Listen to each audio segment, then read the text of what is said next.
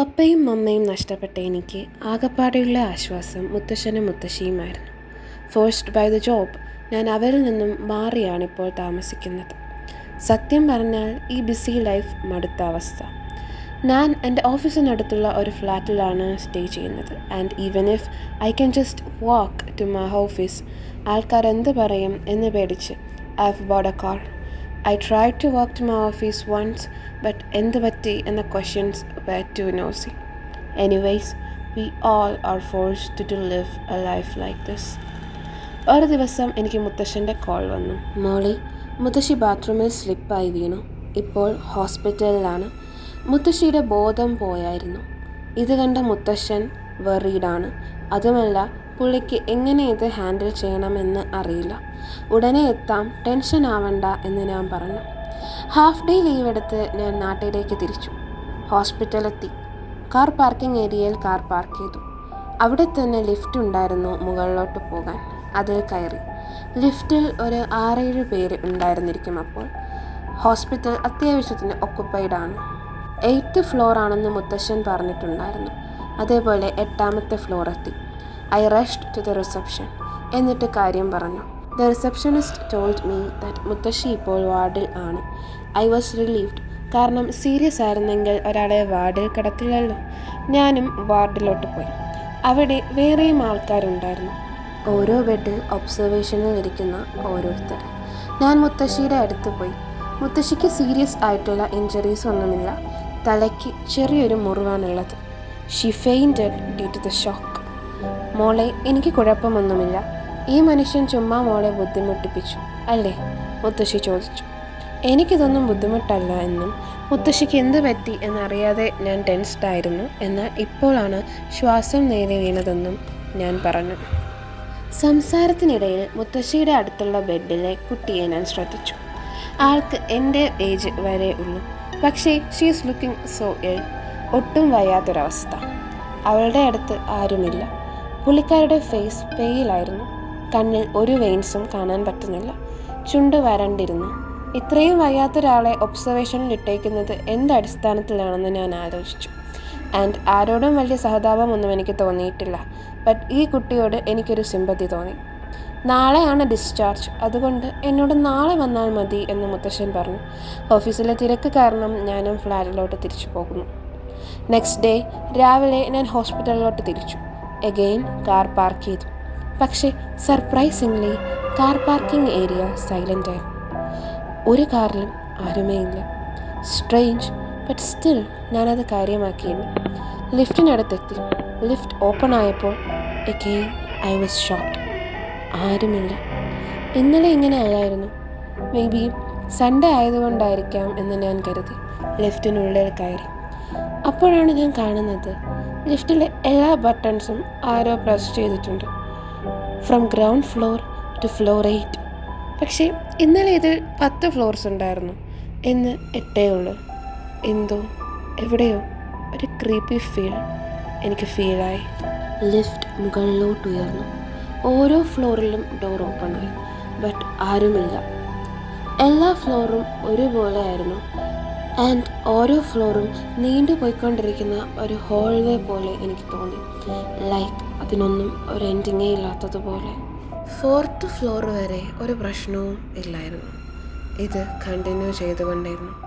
But floor 4th എന്ന് ആ ബാറിൽ എഴുതി കാണിച്ചപ്പോൾ പെട്ടെന്ന് ലിഫ്റ്റ് സ്റ്റോപ്പായി. ലൈറ്റ്സ് ഫ്ലിക്കറായി. ആൻഡ് എനിക്കെന്ത് ചെയ്യണം എന്നറിയില്ല. വല്ലാത്തൊരു പേടിപ്പിക്കുന്ന അന്തരീക്ഷം അവിടെ ഉണ്ടായി. And again lift stopped. ഇപ്പോൾ ലൈറ്റ് തിരിച്ചു വന്നു. And the door opened. Surprisingly അവിടെ ഞാൻ ഇന്നലെ മുത്തശ്ശിയുടെ കട്ടിലിനടുത്ത് ഉണ്ടായിരുന്ന കട്ടിലിൽ കിടന്ന ആ കുട്ടിയെ കണ്ടു. She was looking at me. പക്ഷേ അതെനിക്ക് പേടിയുണ്ടാക്കിയില്ല. എനിക്കൊരാശ്വാസമായിരുന്നു അപ്പോൾ തോന്നിയത്. She was looking more okay now. പുള്ളിക്കാരത്തിൻ്റെ മുഖം ഇത്തിരി ഉണർന്നത് പോലെ എനിക്ക് തോന്നി. അവൾ ലിഫ്റ്റിനകത്ത് കയറി എൻ്റെ അടുത്ത് നിന്നു. ഞാൻ അവളടുത്ത് സംസാരിച്ചു. ഇന്നലെ ഞാൻ എൻ്റെ മുത്തശ്ശിയുടെ ബെഡിനടുത്ത് തന്നെ കണ്ടിരുന്നുവെന്നും എന്താണ് തനിക്ക് ഉണ്ടായിരുന്ന പ്രശ്നം എന്നും ഞാൻ അവളടുത്ത് ചോദിച്ചു. എനിക്ക് ചെറുതായിട്ട് വയ്യാതെ വന്നതാണ്, ഇപ്പോൾ വേറെ പ്രശ്നമൊന്നുമില്ല. അപ്പോൾ ഞാൻ ഡിസ്ചാർജ് ആയോ, വീട്ടിലേക്കാണോ പോകുന്നത് എന്ന് ചോദിച്ചു. അപ്പോൾ അവൾ അതേ എന്ന് പറഞ്ഞു. ഒരു ചെറു പുഞ്ചിരിയോടെയായിരുന്നു അത് പറഞ്ഞത്. ആൻഡ് ഞാൻ അഗെയിൻ ലിഫ്റ്റിൻ്റെ ആ ബാർ എന്ന് പറയുന്നത് നമ്മുടെ ഫ്ലോർ എഴുതി കാണിക്കുന്ന ആ ബാറിൽ അങ്ങോട്ട് നോക്കി. സർപ്രൈസിംഗ്ലി അഗെയിൻ അവിടെ ഒരു ഫ്ലോറും എഴുതി കാണിക്കുന്നുണ്ടായിരുന്നില്ല. പക്ഷേ ലിഫ്റ്റ് മുകളിലോട്ട് പോയിക്കൊണ്ടിരിക്കുന്നത് എനിക്ക് ഫീൽ ആയിട്ടുണ്ടായിരുന്നു. ഇതെന്താ ഇങ്ങനെ എന്ന് പറഞ്ഞിട്ട് ഞാൻ അവളുടെ മുഖത്തോട്ട് നോക്കി. അപ്പോൾ ഞാൻ കണ്ടത് എൻ്റെ അടുത്ത് നേരത്തെ റിപ്ലൈ പറഞ്ഞിട്ട് എങ്ങനെയാണ് അവൾ ചിരിച്ചുകൊണ്ട് നിന്നത്, അതിൽ നിന്ന്, അതായത് ആ പൊസിഷനിൽ നിന്ന് അവൾ മാറിയിട്ടില്ല. അവളുടെ ചിരി ഇപ്പോൾ എനിക്ക് ക്രീപ്പി ആയിട്ട് തോന്നി. ഒരു സൈഡിൽ മാത്രം ആ ചിരി നിലനിർന്നു, അതായത് ഒരു സ്മിർക്കിംഗ് പോലെ. എനിക്ക് പെട്ടെന്ന് പേടിയായി. അവൾ അനങ്ങുന്നുണ്ടായിരുന്നില്ല. എനിക്ക് എന്ത് പറ്റി എന്ന് ചോദിക്കാൻ ഉള്ള ധൈര്യം ഉണ്ടായിരുന്നില്ല. എഗെയിൻ ലൈറ്റ്സ് ഫ്ലിക്കറായി. കുറച്ച് നേരം ലൈറ്റ്സ് ഫ്ലിക്കറായിക്കൊണ്ടിരുന്നു. പെട്ടെന്ന് ഡാർക്ക്, ഒന്നും കാണാൻ വയ്യ. ലൈറ്റ്സ് കംപ്ലീറ്റ്ലി ഓഫായി. പെട്ടെന്ന് ലൈറ്റ്സ് വന്നു.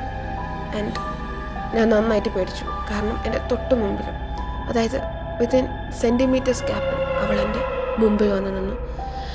And her face was more creepy and ഇന്നലെ കണ്ട പോലെ കണ്ണിലൊന്നും വെയിൻസ് ഇല്ല, മുഖമൊക്കെ പെയിലായിട്ട്. And she was smiling at me in a very creepy വേ.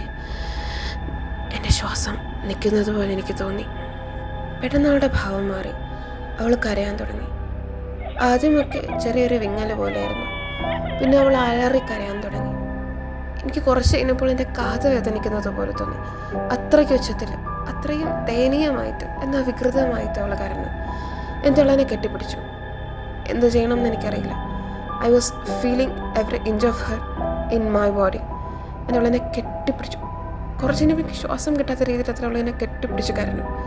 ഞാൻ എൻ്റെ കാതിൻ്റെ അടുത്ത് വന്നിട്ട് അവൾ വിസ്പർ ചെയ്തു, ഞാൻ ഇന്നലെ അവൻ്റെ അടുത്ത് പറഞ്ഞതാണ് നിൻ്റെ മുത്തശ്ശിയെ കൊണ്ടുപോകാൻ.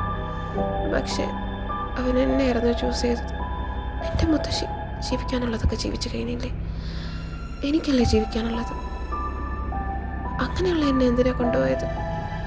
അതുകൊണ്ട് നിങ്ങൾ ആരും ജീവിക്കണ്ട എന്ന് പറഞ്ഞിട്ട് അവളുടെ കരച്ചിൽ മാറി പൊട്ടിച്ചിരിക്കാൻ തുടങ്ങി. And within the span of minute അവളുടെ കൈ എൻ്റെ കഴുത്തിൽ പതിഞ്ഞു.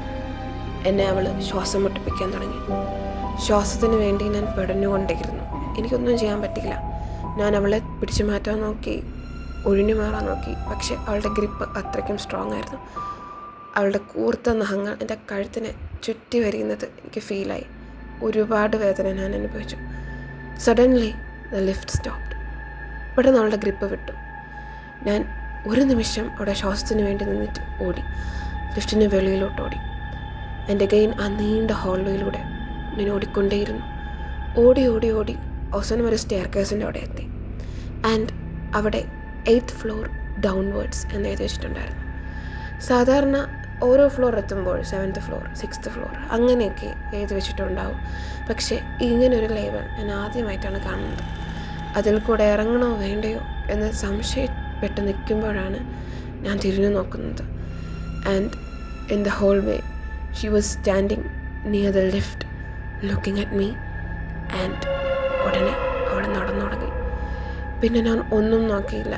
ആ പടിയിലൂടെ ഇറങ്ങി ഓടി ഓടി ഓടി ഓടി താഴെ എത്തിയതും ആ കാർ പാർക്കിംഗ് ഏരിയ, അതെ, ഞാൻ വന്നു കയറിയ അതേ കാർ പാർക്കിംഗ് ഏരിയയിലേക്ക് ഞാൻ തിരിച്ചെത്തി. പെട്ടെന്ന് അവിടെ ആൾക്കാരെ കണ്ടു. ഇന്നലെ എങ്ങനെ ഉണ്ടായിരുന്നോ അതുപോലെ ഓരോ ആൾക്കാർ. ഞാൻ അഗെയിൻ ആ ലിഫ്റ്റിൻ്റെ അടുത്തെത്തി. ലിഫ്റ്റ് തുറന്നു. അതിനകത്തും ആൾക്കാരുണ്ട്. ഇന്നലെ കണ്ട ആൾക്കാരല്ല, വേറെ ആൾക്കാർ. അവരൊക്കെ എന്നെ വല്ലാതെ നോക്കി. കാരണം ഞാൻ അത്രയ്ക്ക് കിതയ്ക്കുന്നുണ്ടായിരുന്നു. വേറെ വഴിയില്ല. കാരണം ഇവിടെ നിന്ന് മുകളിലോട്ട് പോകാൻ വേറെ സ്റ്റെപ്പൊന്നുമില്ല. അതുകൊണ്ട് തന്നെ ഞാൻ ആ ലിഫ്റ്റിൽ കയറി. എനിക്ക് നല്ല പേടിയുണ്ട് നേരത്തെ പോലെ സംഭവിക്കുമെന്ന്. പക്ഷേ വിറച്ചാണെങ്കിലും തന്നെ ഞാൻ ആ ലിഫ്റ്റിൽ കയറി. എല്ലാവരും എന്നെ സ്ട്രെയിഞ്ചായിട്ട് നോക്കി. എനിക്കിപ്പോൾ നടന്നത് സ്വപ്നമാണോ സത്യമാണോ എന്നറിയില്ല, ഹാലൂസിനേഷൻ ആണോ എന്നും അറിയില്ല. അതിനാൽ തന്നെ ലിഫ്റ്റിലെ കണ്ണാടി പോലത്തെ ഭാഗത്ത് ഞാൻ എൻ്റെ കഴുത്ത് നോക്കി. അവിടെ അവൾ പിടിച്ച കൈയുടെ പാടുകൾ എപ്പോഴും ഉണ്ടായിരുന്നു. അപ്പോൾ എനിക്ക് മനസ്സിലായി ഞാൻ കണ്ടതൊന്നും സ്വപ്നമോ ഹാലൂസിനേഷനോ അല്ല. Yes, it is real. 8th floor എത്തി. ഞാൻ വെളിയിലോട്ടിറങ്ങി വാർഡിലോട്ട് പോയി. And everything seems normal. മുത്തശ്ശിയുടെ അടുത്തെത്തി. ആദ്യം ഞാൻ നോക്കിയത് മുത്തശ്ശിയുടെ ബെഡിനടുത്തുള്ള ആ കിടക്ക, അതായത് അവളുടെ കിടക്കയിലായിരുന്നു. അവിടെ ആരെയും കണ്ടില്ല. എന്തു പറ്റി മുത്തശ്ശി, ഇവിടെ ഉണ്ടായിരുന്ന കുട്ടി എവിടെ എന്ന് ഞാൻ മുത്തശ്ശിയോട് ചോദിച്ചു. മോളെ, ഇന്ന് രാവിലെ ആ കുട്ടി മരിച്ചു. അതായത് ഇന്നലെ രാത്രിയെ മരിച്ചു. ഇന്നാണ് എല്ലാവരും അറിയുന്നത്. നിൻ്റെ പ്രായമേ ആ കുട്ടിക്ക് വരും. എനിക്കിന്ന് രാവിലെ തൊട്ട് അത് ആലോചിച്ച് നല്ല വിഷമമാണ്. എത്രയോ ജീവിക്കേണ്ട ജീവിതം ഇങ്ങനെ ആയിപ്പോയി. എനിക്ക് പെട്ടെന്ന് എന്താണ് സംഭവിച്ചതെന്നറിയില്ല. I was too shocked. എനിക്ക് ശ്വാസമെടുക്കാൻ പോലും പറ്റിയില്ല. അപ്പോൾ ഞാനിപ്പോൾ വിറ്റ്നസ് ചെയ്തത് എന്താണ്? അപ്പോഴാണ് ഞാൻ ആ കാര്യം ആലോചിക്കുന്നത്. യെസ്, അവളുടെ കയ്യിൽ ഒരു റെഡ് ബാൻഡ് ഞാൻ ശ്രദ്ധിച്ചായിരുന്നു. സാധാരണ ഇവിടുത്തെ ഹോസ്പിറ്റലുകളിൽ മോർച്ചറിയിലുള്ള ഡെഡ് ബോഡീസിൻ്റെ കയ്യിലാണ് ഈ റെഡ് ബാൻഡ് അവരിട്ടിരിക്കുന്നത്. അപ്പോൾ എനിക്ക് മനസ്സിലായി, ഇപ്പോൾ ഞാൻ വിറ്റ്നസ് ചെയ്തത് ഒരു പാരനോർമൽ അല്ലെങ്കിൽ പ്രേതം അങ്ങനത്തെ ഒരു സംഭവത്തിനെയാണ്. ഞാൻ ഒരുപാട് ഷോക്കായി. ഞാൻ അതേ ഒരു സ്റ്റിൽ രീതിയിൽ മുത്തശ്ശിയുടെ ബെഡിനടുത്തിരുന്നു. അങ്ങനെ ഡിസ്ചാർജായി മുത്തശ്ശി. ഞങ്ങൾ താഴോട്ടിറങ്ങി. കാർ പാർക്കിംഗ് ഏരിയയിലല്ല, ഗ്രൗണ്ട് ഫ്ലോർ, അതായത് മെയിൻ എൻട്രൻസ്, അവിടെയാണ് ഞങ്ങൾ വന്ന് ഇറങ്ങിയത്. കാരണം അവിടെയാണ് ബിൽ സെറ്റിൽമെൻറ്റ് ഒക്കെ ചെയ്യുന്നത്. ആൻഡ് ബില്ലൊക്കെ പേ ചെയ്തിട്ട് മുത്തശ്ശൻ്റെയും മുത്തശ്ശിയുടെയും കൂടെ ഞാൻ കാർ പാർക്കിങ്ങിലോട്ട് നടക്കുമ്പോഴാണ് അത് കാണുന്നത്. ഒരു ആംബുലൻസിൻ്റെ ഫ്രണ്ടിൽ ഒരു ബോഡി കാണാൻ പറ്റുന്നില്ല, കാരണം വൈറ്റ് ക്ലോത്ത് കൊണ്ട് മൂടിയിരിക്കുന്നു. അതിന് ഫ്രണ്ടിൽ ഒരമ്മ ഇരുന്ന് പൊട്ടിക്കരയുന്നു. എന്താണെന്നറിയില്ല, എന്തോ ആരോ എന്നെ കൊണ്ട് ചെയ്യിപ്പിച്ച പോലെ ഞാൻ ആ ബോഡിയുടെ അടുത്തോട്ട് നടന്നു. എന്നിട്ട് ഞാൻ പോലും അറിയാതെ ആ അമ്മയുടെ അടുത്ത് ഞാൻ സംസാരിച്ചു. അമ്മയുടെ മോൾക്ക് അമ്മയായിരുന്നു ലോകത്ത് ഏറ്റവും വലുത്. അവൾക്ക് ഒരുപാട് ഇഷ്ടമാണ് എന്ന് ഞാൻ അവരെ മുഖത്തൊക്കെ പറഞ്ഞു. ഒരു നിമിഷം അവർ കരച്ചിൽ നിർത്തി. അവരെന്നെ നോക്കി.